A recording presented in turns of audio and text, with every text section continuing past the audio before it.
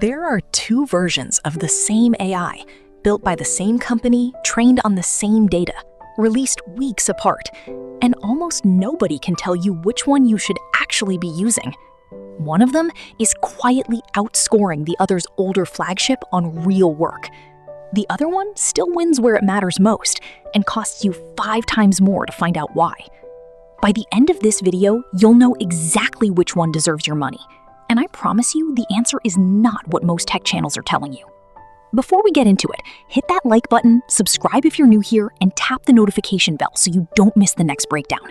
It genuinely helps this channel grow, and it takes 2 seconds. Okay, let's get into it. Anthropic has 2 models sitting near the top of its lineup right now. One is called Sonnet, the other is called Opus. They look similar on paper. Same massive context window, able to read enormous amounts of text in one go. Same output limits, same training cutoff.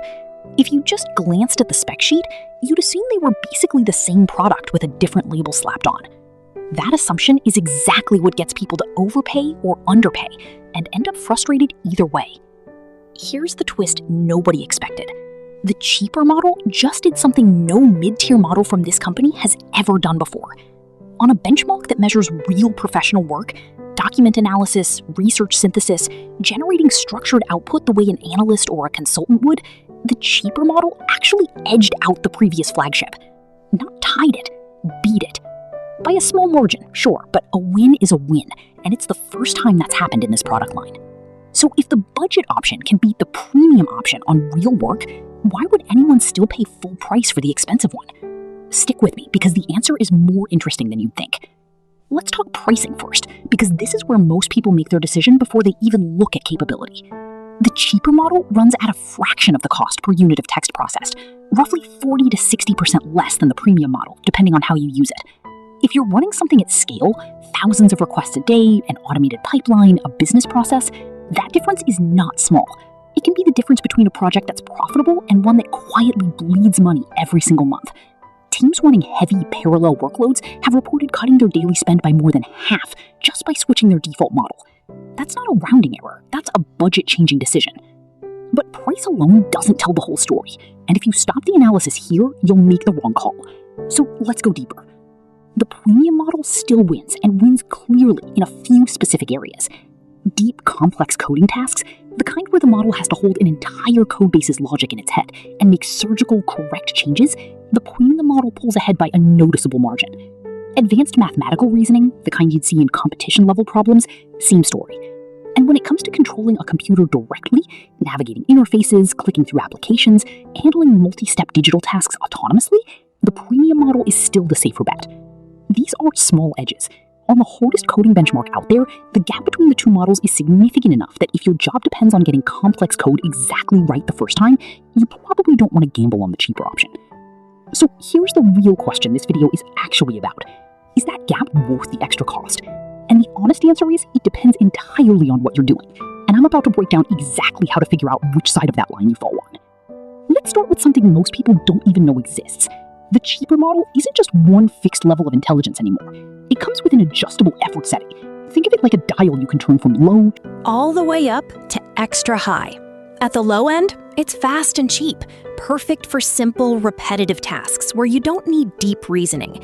Crank that dial up to the highest setting, and it starts reasoning far more carefully, spending more computational effort per response, closing the gap toward the premium model's performance. The catch? At that highest setting, it can actually end up costing more than just using the premium model in the first place.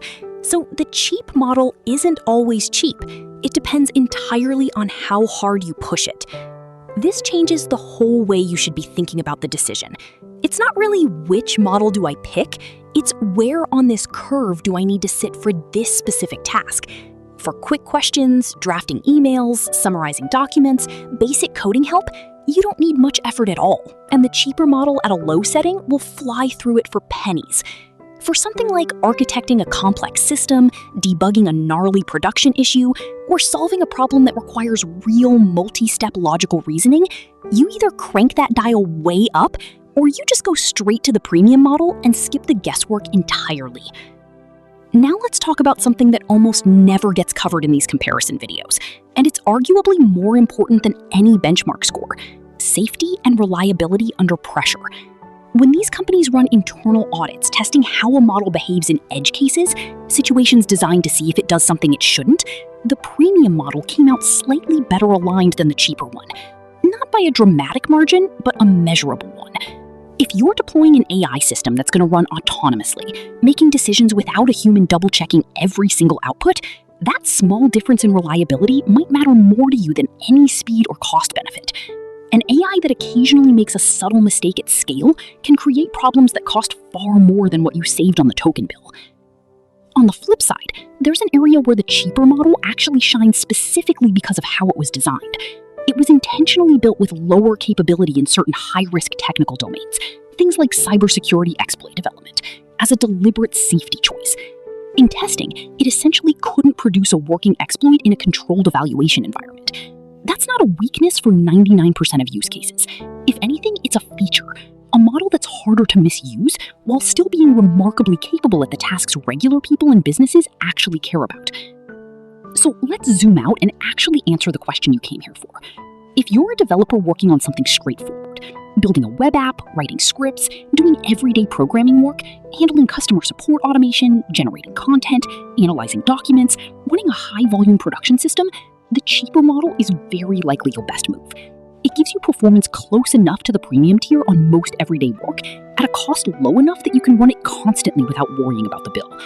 For most developers and most businesses, this is now the sensible default.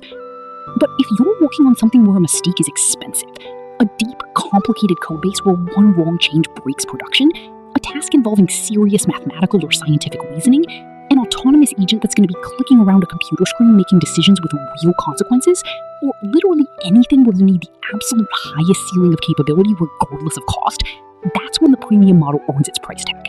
You're not paying for a slightly better chatbot. You're paying for a meaningfully lower error rate on the hardest problems that exist. They sit on one continuous curve of cost versus capability, and you, the person using it, get to choose where on that curve you want to land for any given task. That's a fundamentally different way of thinking about AI tools than we had even a year ago. It used to be pick your model once and live with that choice everywhere. Now it's match the tool to the task every single time and let the effort dial and the model choice work together. If I had to boil this whole video down into one piece of advice, it's this. Default to the cheaper, more efficient model for the vast majority of what you do. Reach for the premium model specifically when the task is hard enough or the stakes are high enough that the extra reliability is worth paying for. Don't pick a favorite and stick with it out of habit. That's the single most expensive mistake people make with these tools right now. The businesses and developers getting the best results aren't the ones using the best model for everything. They're the ones matching the right level of intelligence to the right problem every single time. And honestly, that shift from picking one model forever to constantly choosing the right tool for the moment is probably the bigger story here than either model individually. The tools are converging in capability and diverging in price. And the winners are going to be the people who actually understand that trade-off, instead of just defaulting to whatever's trending. If this breakdown helped you make sense of which model to actually use, do me a favor and drop a comment telling me what you're building. I read every single one, and it genuinely shapes what I cover next. And if you haven't already, go back and smash that like button, hit subscribe, and turn on notifications, because the AI landscape is shifting fast right now, and I don't want you to miss what's coming next. Thanks for watching, and I'll see you in the next one.